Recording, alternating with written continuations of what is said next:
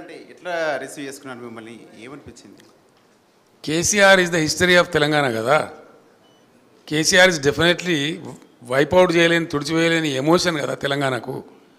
కేసీఆర్ తెలంగాణకు ఉన్న బంధం అది కదా.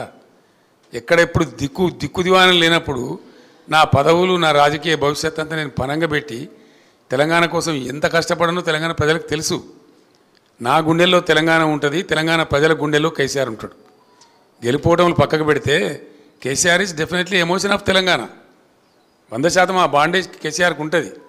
కేసీఆర్ని అడిగిన గిలి పడేస్తాం తుడిచి పడేస్తాం అని ఎవడని అనుకుంటే వాడు పిచ్చోడేతాడు తప్ప కేసీఆర్ కానీ తెలంగాణ ప్రజలు కానీ కారు. Thank you. సార్ మీరు పోయిన జిహెచ్ఎంసీ ఎలక్షన్స్ తర్వాత ప్రధానమంత్రి మోడీ దగ్గరికి వెళ్ళారు, పొత్తు పెట్టుకుంటామని అడిగారు, ఆయన రిజెక్ట్ చేశారని మోడీ స్వయంగా చెప్తా ఉన్నారు. మోడీ నేను చెప్పిన కదా గోబెల్స్ అని. ఆయనకి ఏది అవకాశం ఉంటే ఏడ వంపు ఉంటే ఎట్లా అనుకూలం ఉంటే అట్లా మాట్లాడతాడు మోడీ. ఆ టంగ్ ట్విస్టింగ్ నరేంద్ర మోడీకి వచ్చినంత మరొకరికి రాదు. సార్ గడిచినటువంటి 10 ఏళ్లలో అభివృద్ధి చేశామని చెప్పేసి చెప్తా ఉన్నారు, కానీ 100 ఏళ్ల విధ్వంసం చేశారు బీఆర్ఎస్ పార్టీ వాళ్ళు అని చెప్పేసి కాంగ్రెస్ వాళ్ళు అంటున్నారు. నిజమే బ్రదర్. ఇప్పుడు నేను చెప్పిన ఫిగర్స్ అన్నీ ఉన్నాయి కదా, అవన్నీ ఆడిటెడ్ ఫిగర్స్ కదా. Comptroller and auditor general of India ఇచ్చిన ఫిగర్స్ కదా. అది విధ్వంసం అంటారా? వాళ్ళ దృష్టిలో అది విధ్వంసం అయితే వాళ్ళంత మురుకులు మరొకరు లేరుగా. సార్ వచ్చే 15 ఆగస్టులోపు రుణమాఫీ చేస్తాం, 2 లక్షల రూపాయలు రుణమాఫీ చేస్తాం, ఇందుకోసం కార్పొరేషన్ ఏర్పాటు చేస్తాం, అందులో నుంచి నిధులు సమకూరుస్తామని చెప్పేసి అంటున్నారు ప్రభుత్వం.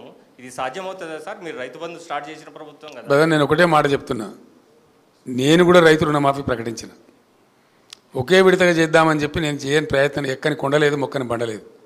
దట్ ఈస్ ఇంపాసిబుల్, జరిగే పని కాదు. అందుకే అరచేతిలో వైకుంఠం చూపించి మిమ్మల్ని మోసగిచ్చారని ప్రజలకు చెప్పిన, ప్రజలు కూడా అదే నమ్ముతున్నారు. అది అయ్యే పని కాదు. ఎందుకంటే ఇప్పుడు ఈయన రైతు భరోసా వేయాలి, నెక్స్ట్ ఏమన్నా 4 విడతల డిఏ ఇప్పుడు విడుదల చేయాలి, 51% ఫిట్మెంట్ ఉద్యోగస్తులు అడుగుతున్నారు, అవి ఇవ్వాలి, మళ్ళీ 40,000 కోట్ల రుణమాఫీ ఇవ్వాలి. ఎక్కడికి వెళ్ళి చేస్తారండి? ఎవరిని మోసపుస్తాడు ఈయన? అంత బట్టిదే ఫాల్సు, అది జరిగే పని కాదు. ఆ కార్పొరేషన్ బట్టిదే, అంత బట్టిదే, ఏది కూడా జరిగే పని కాదు. గవర్నమెంట్లో ఎవ్రీడే మనీ జనరేట్ అవుతుంది, ఎవ్రీడే మనీ బయటికి పోతుంది. అట్లా విడుదల వారికి జరుగుతుంది తప్ప రూపాయి రాక రూపాయి పోక అని ఉంటుంది తప్ప గవర్నమెంట్ దగ్గర అట్లా సూట్ కేసులలో డబ్బులు ఉండయండి. ఈయన చెప్పేదంతా భ్రమ. ఆయన భ్రమలో ఉండి